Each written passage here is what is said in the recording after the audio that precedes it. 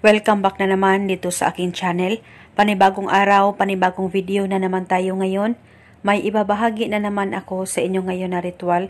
Ito'y simpleng gabay at simpleng pamamaraan at ito ay makakatulong sa inyo. At kung bago sa channel ko, ay huwag niyo pong kalimutang mag-subscribe at pindutin ang notification bell para palagi kayong updated sa mga bago kong videos. Gustong-gusto mo ba na ikaw ay hindi niya pakakawalan kailanman? Malayo o malapit man kayo sa isa't isa? Yung ikaw lang talaga ang mamahalin niya. Gawin mo lamang itong ritual na ituturo ko sa inyo ngayon. Dapat kayo ay palaging naniniwala sa mga ganitong pamamaraan.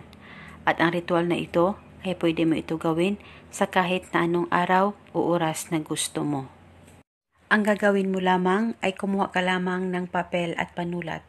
At pagkatapos ay isulat mo ang pangalan at apelyido ng target o ng mahal mo ng isang beses.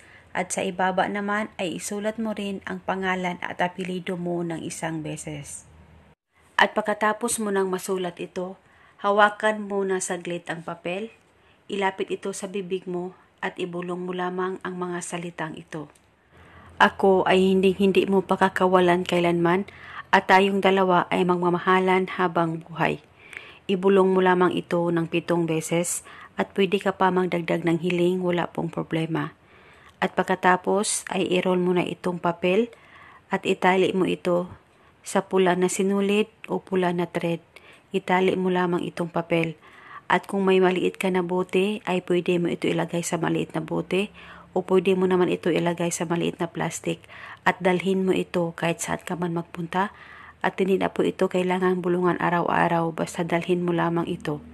At kung nasa bahay ka lang ay itago mo lamang ito sa damitan mo, sa bag mo o kaya sa wallet mo at itago ito hanggang kailan mo gusto. At paniguradong ikaw ay hindi niya pakakawalan kailanman at kayong dalawa ay magmamahalan habang buhay.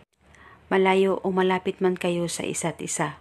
At ito muna sa ngayon. Maraming salamat po sa panunood. May God bless.